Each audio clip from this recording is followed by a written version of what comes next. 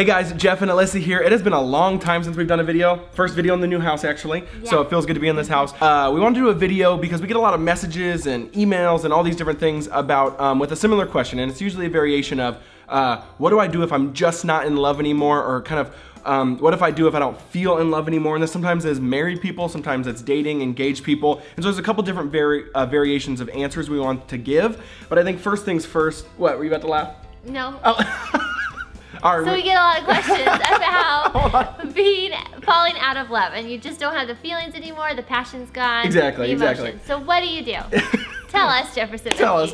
I have no idea. No, one thing I will say real quick, specifically to the dating out there, what happens is a lot of times you can get in a really, really bad cycle that leaves you disenchanted and broken and hurt and kind of with a lot of angst if you are dating, and then basically once the feelings go away and you kind of feel like the puppy love is starting to fade, that you then break up and move on. And then what that happens is you actually, if you think the ultimate of a relationship is about keeping that feeling, then you will break up and move on, break up and move on, break up and move on forever, and continually to kind of hollow out your soul and feel disenchanted and feel really disillusioned by that. And so be very aware of that. First of all, that's not the core of a relationship. Love is not primarily a feeling, it's an action, and it's about commitment and covenant. Now turning to the marriage, folks, because this is going to be kind of for both sides, I think I think about even last night, we got in a little a tiff because we were hanging something up and we were trying to help each other with something moving in. You get in a lot of those when you move into a new house because you're like doing a billion, things and projects and all that.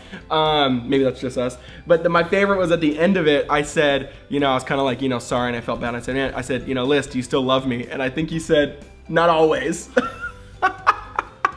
And I actually started. And you had with me? Exactly. I started laughing actually because it was kind of a light moment. Yeah. But the truth is there that in reality, you don't feel the love and passion all the time. And again, it is a really bad setup to aim for that all the time. The best way I've heard it explained is kind of one of my pastors in college kind of said, hey Jeff, feelings are great and emotions are great because we don't want to discount those either. We don't want to just be all about, begrudging submission and no joy, no life, no happiness. But he goes, but those are in the back of the train. Those are not the engine, meaning like the engine is the commitment, the promise, and kind of this steady faithfulness, and that pulls the emotions, that pulls these different things forward. And another way to, I've heard it put is, divorcing or breaking up because you fell out of love is like selling your car because you ran out of gas. I mean, like that's not how it works, right? That's not how it works. You just go get some more gas. And that's actually a really good picture because that's what love is. You keep pouring into it. You keep pouring into the relationship, and sometimes it'll feel good and passionate, and sometimes it won't. And sometimes there'll be dry seasons. Sometimes there'll be lull seasons. I mean, newly married, young kids. I know we've even had those seasons where you just are tired, and so a lot of that stuff starts to fade. But it's about keeping the faithfulness and the commitment, and the feelings and emotions will follow. So, I mean, that's just my main takeaway, my main thought. What's some stuff you would say to that? No, it's really good. I think we're talking about two different things. In marriage, like you said, your feelings will come and go depending on the day and the season. But because you're in a covenant, you stay. Because you're in a covenant, you stay. And you realize that. And there'll be some really sweet seasons and there'll be some hard seasons.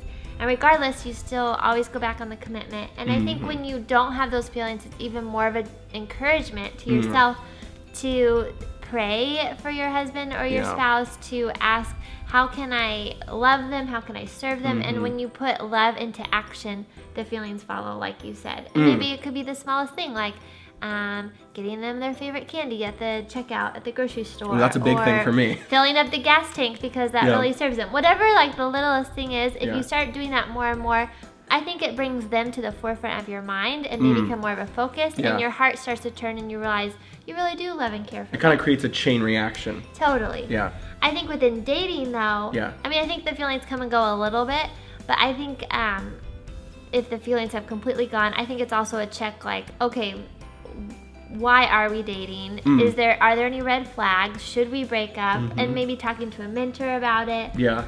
Because I think the feelings will come and go. Totally. But if they've really gone in a heavy way where they're not coming back, or maybe not. How do you say that better? Yeah, I think more like if you're starting to feel uneasy about the relationship. That's a little different than just the love feelings going away. But if you're starting to feel like, here's a way to put it, is when the puppy love goes away, you actually get a lot better awareness about, oh man, do I actually want to be with this person for 50 years? Yeah. So that's what I think more is what you're saying. And so use that to your advantage. Is that kind of what you're saying? Yeah, I think because the Lord, I mean, our spirit and our body are one. It's not separate like our culture likes to think. And so our feelings are telling us something, but it doesn't mean that we're ruled by our feelings. Ooh. So it's like, okay, I feel That's like good. this, That's and good. then asking the Lord, why do I feel like this? And Yeah. processing it and figuring it out and getting Yeah. to the root of it, but not being controlled by it or being like, oh, I don't feel like I love him anymore, so we're just gonna break up. But it's like, Totally. okay, maybe there's a conflict that needs to be talked through, or something that you need to get counseling on, or ask for forgiveness of, or like figuring that part out. Totally. And then I think the feelings will follow if it's the right relationship. Totally. No, I mean, that actually pretty much took exactly what I was going to end on, so I don't have much to say left. The last thing I'll say real quick, which you reminded me of, is I think it's a kind of a tension, because a lot of times in the world we say feelings are everything. Feelings are almost a god. Like, it's like you will follow your feelings, do everything on the altar of feelings. That defines your life, how you feel, and your emotions, and all those different things. But then sometimes Especially in our culture. right totally, now. but then sometimes religious circles go on the far end, and they, Yes. emotions are evil, feelings are evil, and don't listen to them, and all these different things. I think it's the opposite. I think totally listen to them, but put them in their proper place. Totally listen to them, but have checks and balances on them. Totally listen to them, but don't put them on the throne.